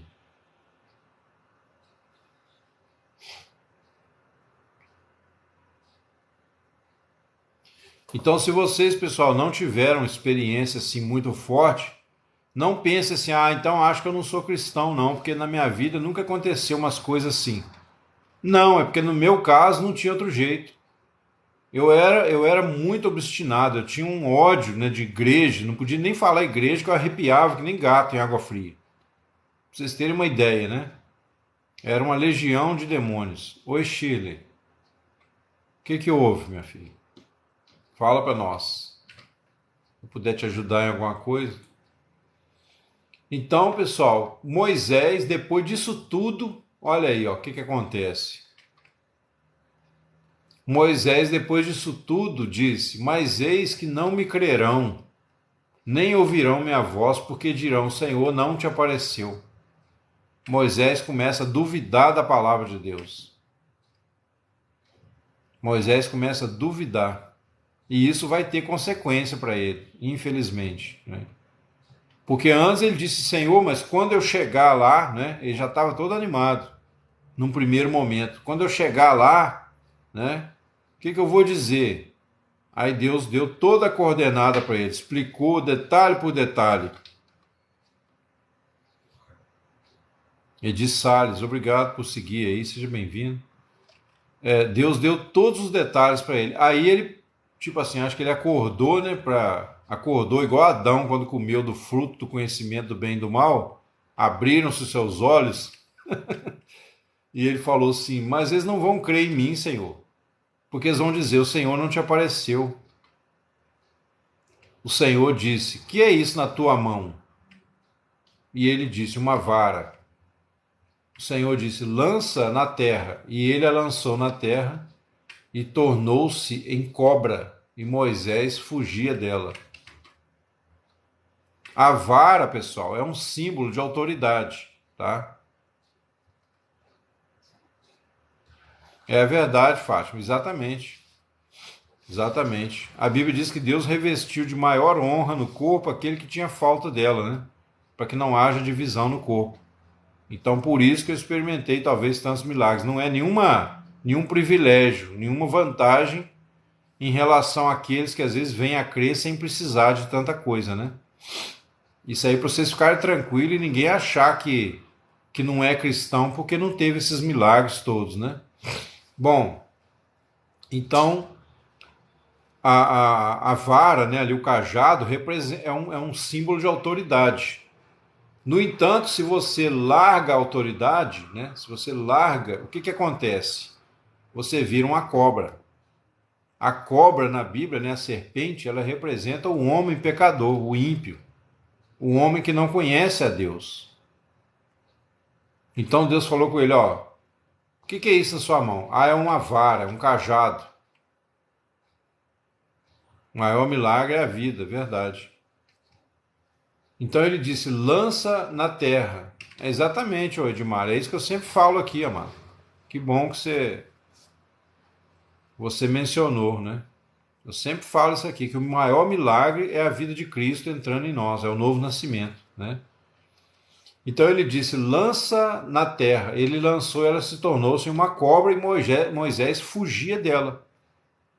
Quer dizer, se você pegar o cajado da autoridade e largar, você volta a ser uma serpente. Não pense, né, que a sua fé hoje, a sua busca de Deus hoje, vai fazer você santo amanhã.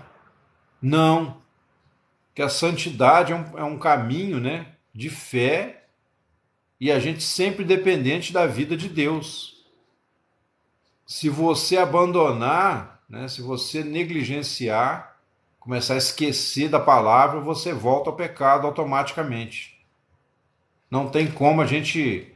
Não existe tempo de santidade, né? Como é que é? Eu falo aqui FGTS, né? Fundo de Garantia por Tempo de Santidade. Não existe isso. Guarda e anota aí para você não esquecer. Não existe FGTS no reino de Deus. Fundo de Garantia por Tempo de Santidade. Se você viver hoje, né? Na presença de Deus, é por isso que a gente tem buscado todo dia. Se você viver hoje na presença de Deus, o melhor que você puder, então amanhã você vai estar em mais condições de buscar.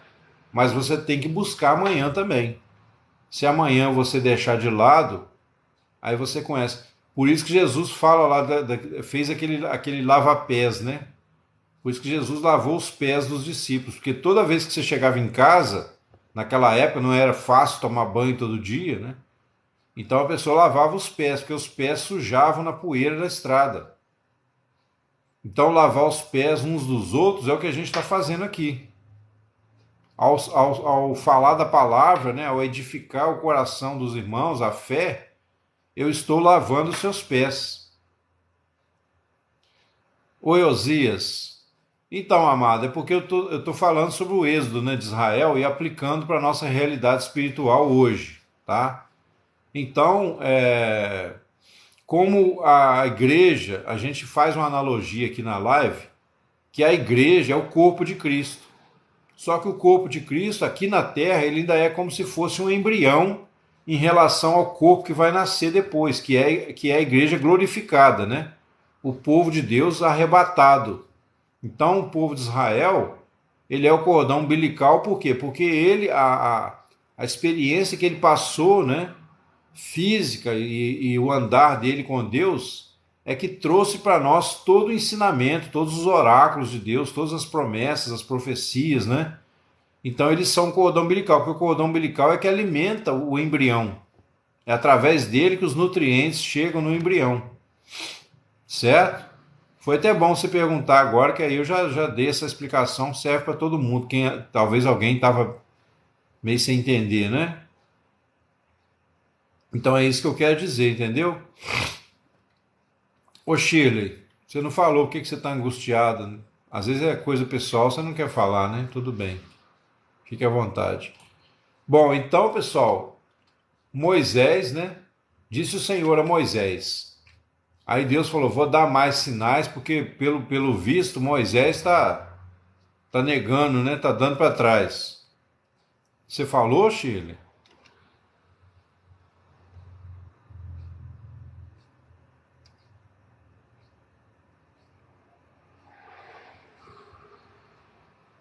É, Shirley, então eu perdi o que você falou. Tô procurando aqui, mas não achei, Shirley.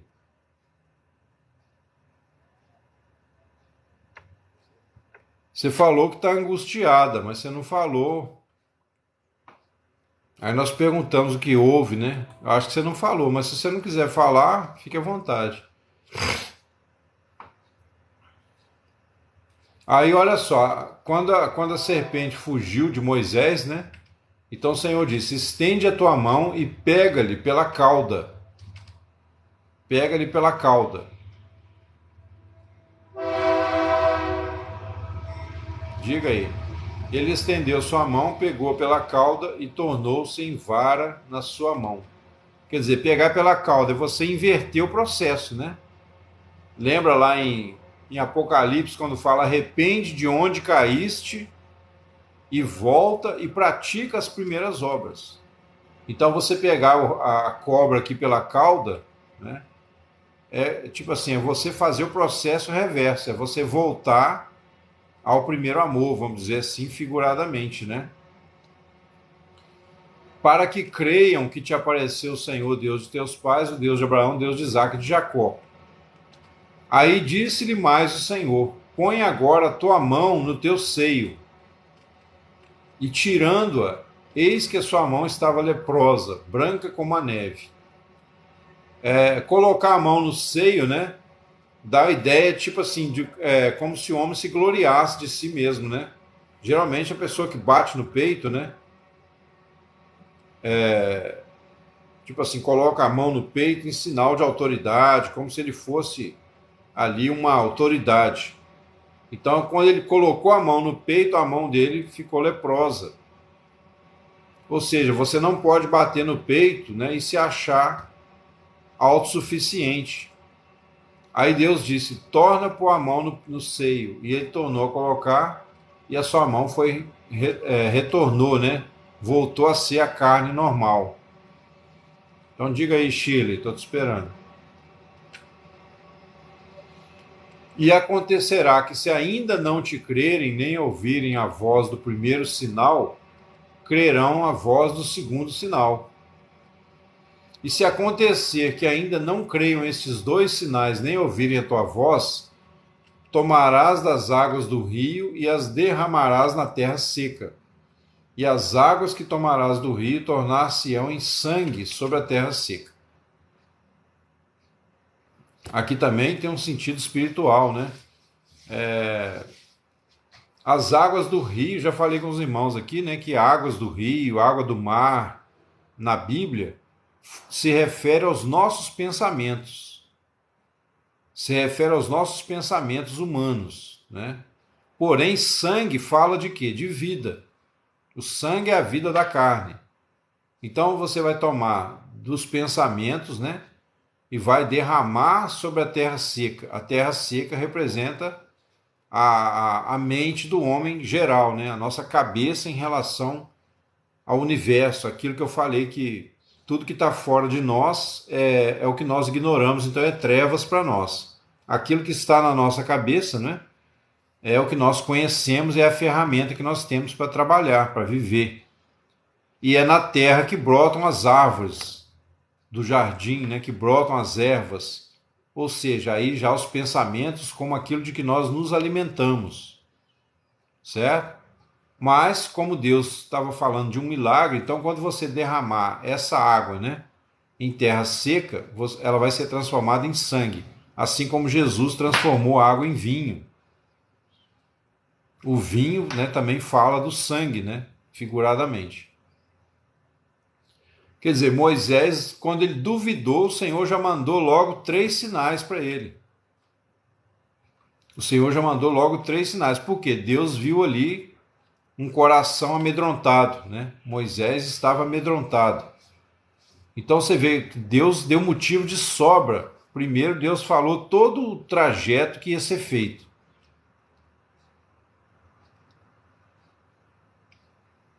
Sim, Chile, vamos orar sim, ué. Vamos orar sim. Mas você pode esperar o final da live ou como é que é? É uma situação de muita, de muita emergência. De repente tem alguma coisa que se você falar, a gente pode orar mais específico, a gente pode te ajudar melhor, né? Então Moisés, olha só, pessoal. Ô Chile, pois é, eu não vi, querido. Eu não tô achando aqui.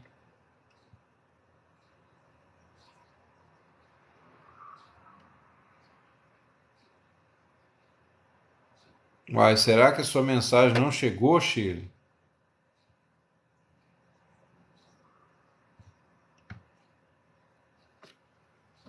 Ô Chile, eu tô achando que você não enviou, não, querido. Eu não vi aqui, tá? Eu tô achando que talvez vocês. 2 vezes? Não, agora eu vou te falar, hein? Agora você me deixou encucado. Você escreveu antes de falar que estava angustiada? É, ô Chile, eu tô achando que deu problema aí, querido.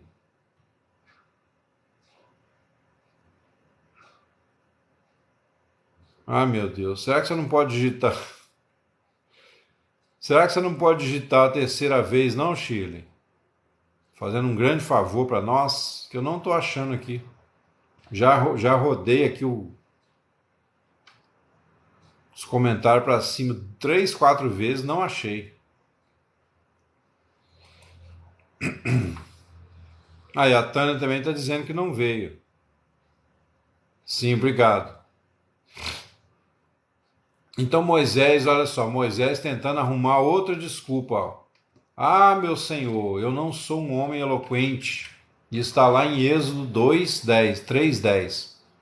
Ah, Senhor, eu não sou um homem eloquente, nem de ontem, nem de anteontem, nem ainda desde que tens falado ao teu servo, porque sou pesado de boca e pesado de língua.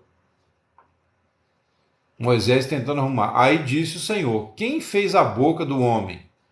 Ou quem fez o mudo, ou o surdo, ou o que vê, ou o cego? Não sou eu o Senhor? Olha aí, pessoal. Oi, Fátima, bom dia. Olha aí, você que tem alguém enfermo na família, né? Às vezes tem um cego na família, tem um surdo. Você que tem alguém que tem um problema físico, né? Quem fez o cego? Quem fez o surdo? Não fui eu, diz o Senhor, né? Então o Senhor é poderoso, não só para curar, como também, se ele não curar, sustentar essa vida na presença dele. Aí, ó, Maria de Fátima diz que só viu você falar que está angustiada. Deixar Chile para lá. Misericórdia. Bom, então o Senhor pergunta: quem fez, né? Essas pessoas.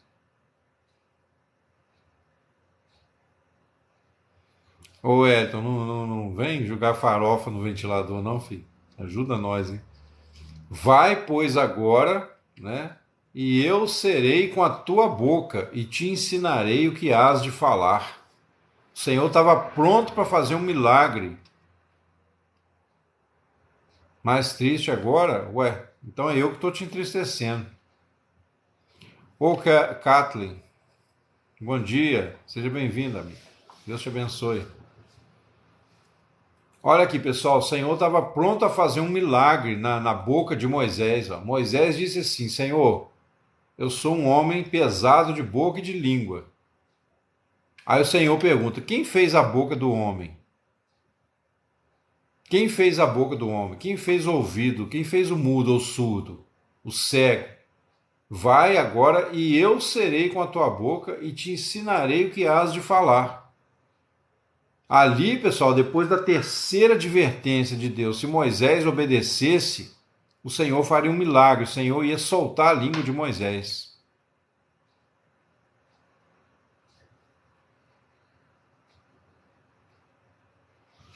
Não, ô Shirley, fala aí, minha filha. Conta para nós aí o que nós podemos te ajudar. Se você pudesse, o tanto que você pudesse ser mais específica, acontece erros de comunicação aí, ó. Agora sim, o Elton agora ajudou. Acontece erros de comunicação. De repente a pessoa não está no contexto, né, da situação. Então, pessoal, o Senhor estava pronto para fazer um milagre ali. E Moisés, mais uma vez, deu para trás aqui, ó. Amarelou, né, como se diz. Ele, porém, disse: Ah, meu Senhor, envia pela mão daquele a quem tu has de enviar. Então se acendeu a ira do Senhor contra Moisés e disse: Aí Deus ficou irado. Moisés conseguiu, né, despertar a ira do Senhor.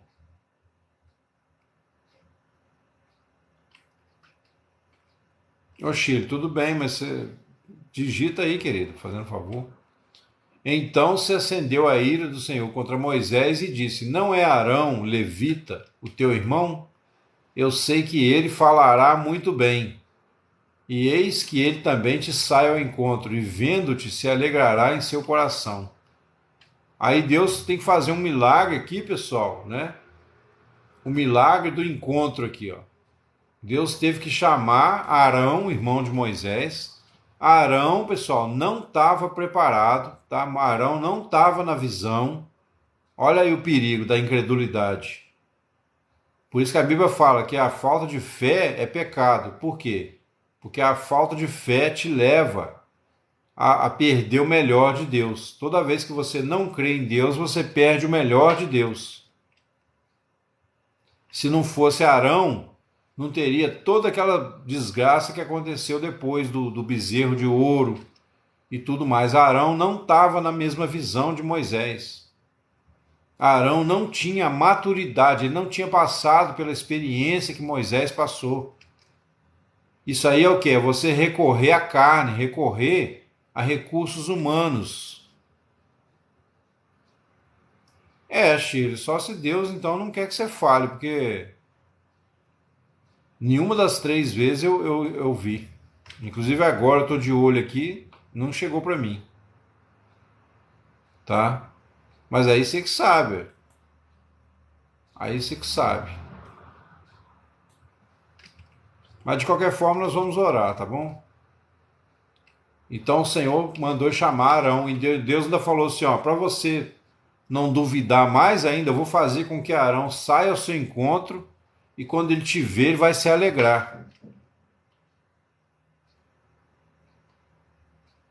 Deus sempre cuidando. Ajuda aí, irmãos. É isso aí, os irmãos vão orar com a gente, né? E tu lhe falarás e porás as palavras na sua boca, e eu serei com a tua boca e com a dele, ensinando-vos o que haveis de fazer. Apesar da ira do Senhor ter se levantado, né, naquele momento, o Senhor ainda, mesmo assim, não abandonou Moisés. O Senhor não substituiu Moisés. Por quê? Moisés já era um homem que Deus tinha trabalhado até ali. 40 anos trabalhando nesse homem. 40 anos para tirar o ego dele. Então, amados, à medida que você caminha com Deus, talvez você vá manifestar ainda, né, durante algum tempo, atitudes de incredulidade. Talvez você, na hora da tentação, na hora de um problema, você vai causar a ira de Deus com as suas atitudes. Mas não é que Deus está irado contra você. Não é que Deus está irado contra você. A ira de Deus é como eu disse, né? A ira de Deus é contra toda a iniquidade, contra todo o pecado. Pois é, foi o que ela falou, foi o que chegou para mim aqui, que ela está angustiada, né? A ira de Deus, pessoal, é contra tudo que é pecado, tudo que é fora da fé. A Bíblia diz que sem fé é impossível agradar a Deus. O meu justo viverá da fé. E se ele recuar, a minha alma não tem prazer nele. A palavra já fala que Deus não abandona os seus filhos. Exatamente. Oi, Tânia. Vai ter que sair, querido? Paz para todos. A gente vai encerrar às 9. Não dá para você ficar até às 9, não, né? Eu quero encerrar às 9, porque eu também tenho compromisso daqui a pouco. Então, pessoal, tu lhes falarás e porás a palavra na sua boca. Quer dizer, você vai usar um homem. Sim. Você vai usar um homem, né? Eu vou ter que usar um homem que vai servir de muleta para Moisés, porque Moisés está negando fogo, Moisés não obedece. Moisés está insistindo em arrumar uma desculpa, mesmo depois de tudo. Amém, amém.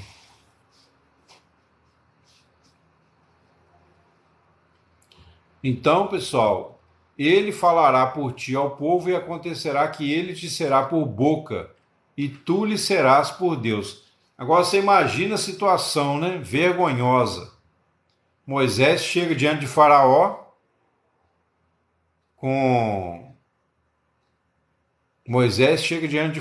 com seu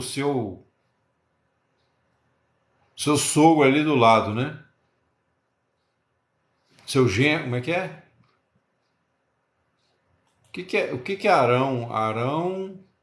O irmão, desculpa. Ele chega ali com seu irmão Arão, né, do seu lado. Aí ele cochicha, né, no ouvido de Arão. Aí Arão vai e fala assim: Deus mandou te dizer. Aí Moisés, né, que você deixe ir meu povo. Vocês imaginam, pessoal? Que fiasco, né? Até então Moisés ainda estava alimentando o seu ego individual, com medo, mesmo com todas as promessas de Deus, mesmo Deus dizendo que ia livrá-lo junto com o povo. Moisés ainda assim recuou, né? Então isso acendeu a ira do Senhor e Moisés passa por uma situação que não precisava passar. Então todas as vezes que nós recuamos na fé, nós trazemos problema para a nossa vida. Guarde isso no seu coração. Embora o Senhor não nos abandone, né? Então Deus disse assim: toma, pois, esta vara na tua mão, com a qual farás os sinais. Então Moisés voltou para Jetro, seu sogro, e disse: eu irei agora, tornarei a ver meus irmãos que estão no Egito, para ver se ainda vivem. Disse, pois, Jetro a Moisés: vai em paz. Disse também o Senhor a Moisés em Midian: vai, volta para o Egito, porque todos os que buscavam a tua alma morreram. Oi, Luziane. Tá terminando já, querido, mas se você tiver que ir, bom dia e Deus te abençoe.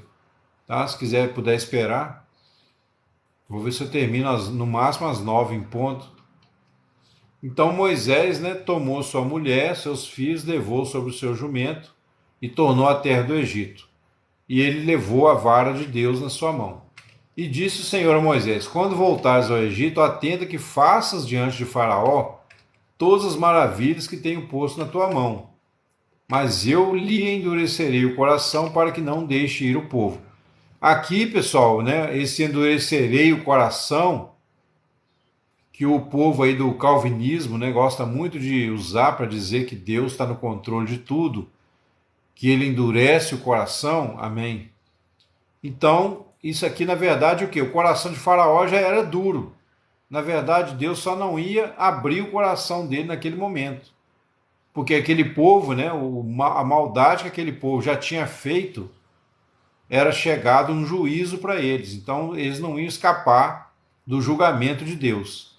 Então o Senhor não ia amaciar o coração de Faraó, uma vez que ele já teve oportunidades antes e ele não, né, não deixou de ser mal, continuou perverso, né?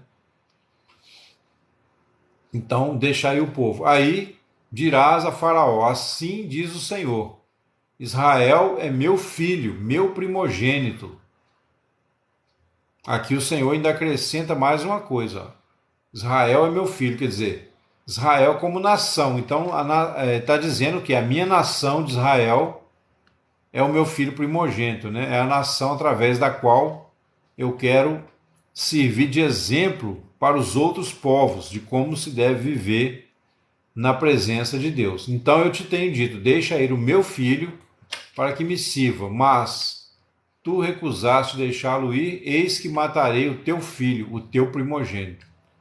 Então aqui o Senhor vai mostrar para Faraó, né, no final de tudo, que o que Faraó tinha de mais precioso, que era o seu filho, seu sucessor no trono, o Senhor iria matá-lo porque Faraó não queria deixar o primogênito de Deus sair da escravidão do Egito, né? E aconteceu no caminho, numa estalagem, que o Senhor o encontrou e o quis matar. Olha aí, por que o Senhor quis matar? Porque ele não tinha circuncidado Gerson. Naquela época, a circuncisão era um sinal da aliança. Então Zípora tomou uma pedra aguda e circuncidou o prepúcio do seu filho e lançou aos seus pés e disse: certamente tu és para mim um esposo sanguinário. Por que esposo sanguinário? Moisés, como é que você ousa fazer uma loucura dessa? Além de mostrar essa incredulidade toda diante de Deus, você ainda não circuncidou seu filho. Quer dizer, a ira de Deus já estava no limite naquela situação. Tá, pessoal? E aí, quando fala o Senhor o quis matar, né? Quer dizer, não que Deus fosse fazer isso, mas a ira de Deus estava ali. E Deus teve que usar a mulher de Moisés para repreendê-lo numa coisa que ele devia ter feito. Aí é aquela questão também que nós falamos ontem do casamento, né? E aí, amados, eu vou ficar por aqui, vou parar aqui a mensagem, porque a partir daqui tem outros pontos importantes que a gente já vai abordar. Se eu entrar no assunto agora, vai ficar, aí vai passar muito das 9 horas, entendeu? Eu não quero passar muito das 9 horas e quero fazer uma oração com os irmãos, né? Eu quero orar pela Tânia, que pediu oração, quero orar pela Shirley também, assim, mais especificamente, né? E quero orar por todos os irmãos, né? Amém, amém, Fátima. Então, amados, é isso. Mais uma vez, nós passamos momentos aqui, né? Eu creio que agradáveis na presença do Senhor, onde a palavra de Deus trouxe para nós muitos princípios, né? Já que nós podemos aplicar ao nosso coração, à nossa vida com Deus. E a gente vai prosseguir, tá? Com esse estudo, provavelmente na quinta-feira, porque amanhã eu avisei para os irmãos ontem, né? Avisei na live da manhã e na live da noite que não vai haver a live amanhã de manhã, tá? Amanhã de manhã não poderei fazer a live. E estou até pensando nas semanas seguintes substituir a live de quarta-feira de manhã por domingo de manhã, porque domingo de manhã tem mais irmãos em casa, aí o tempo é mais bem aproveitado e há a possibilidade de entrarem mais pessoas, né, na live, tá? E aí eu aproveito e tiro o dia, né, na quarta-feira para descansar e deixo para domingo, tá? Mas aí hoje à noite a gente vai falar sobre João 17, que é o último capítulo ali do encontro, né, o último encontro de Jesus com os discípulos. Vai ser bênção. Esse capítulo 17 é o mais forte praticamente dos 4. Nós temos ali a oração intercessória de Jesus, né, que vai mostrar para nós coisas profundíssimas da palavra de Deus. Aí, desde já fica aí o convite, né, para os irmãos estarem com a gente hoje às 19 horas, se Deus quiser. Tá certo, irmãos? Eu quero orar agora, quero colocar, Shirley, a sua vida, né, diante do altar do Senhor. Quero colocar. É verdade, Cleusa. Quero colocar a vida também da Tânia, Senhor, na tua presença. Nós não sabemos de todas as coisas, mas sabemos que o Senhor conhece todas as coisas. Sabemos que o Senhor conhece, meu Pai, a dor, o Senhor conhece a aflição, e o Senhor muitas vezes nos livra no meio da nossa aflição. Às vezes os momentos que parecem mais difíceis na nossa vida, Senhor, são os momentos que o Senhor nos chama mais para perto do Senhor. E nós, então, nesta fé, neste pensamento, Senhor, nós apresentamos essas vidas, apresento a vida, né, da Shirley, a vida da Tânia, a vida de todos os meus irmãos, a vida do Renato, da Kathleen, a vida, Senhor, do Jaime, a vida de todos os irmãos que estão conosco nessa live, meu Pai. E que o Senhor possa trazer a nosso coração esse entendimento, Pai. Colocarmos a fé no Senhor acima de tudo, acima dos problemas, acima das circunstâncias, e saber que no meio disso tudo, o Senhor tem um plano de livramento para nós. O Senhor tem um êxodo na nossa vida, uma saída do Egito, Senhor, da escravidão, da opressão, para uma terra larga, uma terra que mana leite e mel. Uma terra, Senhor, onde habita a justiça, onde habita o amor e a misericórdia. Então, meu Pai, que nós possamos não desanimar, como diz a Tua palavra, não desanimes quando pelo Senhor fores corrigido, repreendido, porque o Senhor castiga quem ama, o Senhor repreende, né? O Senhor exorta aquele a quem Ele recebe por filho. Então que nós possamos entender nessa manhã que toda dor, que todo sofrimento pode resultar em glória se nós agirmos pela fé. Está escrito, Senhor, o justo viverá pela fé. Está escrito que nós somos transformados de fé em fé. Então, nesta manhã, nós lançamos agora por terra todo evento carnal, toda obra do diabo, tudo aquilo que não procede do Senhor, nós silenciamos agora, Pai, na autoridade do nome de Jesus. Toda a boca do inferno cale agora em nome do Senhor dos Exércitos, em nome de Jesus. E que somente, ó Pai, aquilo que for necessário para a correção, para nosso aprendizado, permaneça com as mãos do Senhor. E assim, Pai, eu abençoo meus irmãos, agradeço em nome de Jesus, para a honra e glória do Teu nome, Pai. Amém, amados? É isso aí, o nosso coração, né, tem que estar no Senhor, tá? Haja o que houver, venha o que vier, jamais pense em recuar. Jamais. Amém, Chile? Carlos, seja bem-vindo, amado. Amém, Jaime. Amém, Maria de Fátima, Kathleen. Glória a Deus. Então é isso, amados. Estamos juntos, né? Eu fiquei feliz hoje. Terminamos a live aqui com mais de 30 pessoas. Isso é bênção do Senhor. Amém, Tânia. Amém. É isso aí, amados. Que todos vocês tenham um dia abençoado na presença de Deus, né? E que o Espírito Santo conduza aí sobrenaturalmente a sua vida. Que você tenha um viver, né, sobrenatural, porque esse é o plano de Deus para nós. Não olhando para as circunstâncias, mas olhando para o Senhor, clamando ao Senhor de todo o nosso coração, confiando inteiramente nele. Amém? Amém, Shirley. Amém, amados. É isso aí, fiquem todos com Deus e até hoje à noite, às 19 horas, se Deus assim nos permitir, em nome de Jesus. Amém.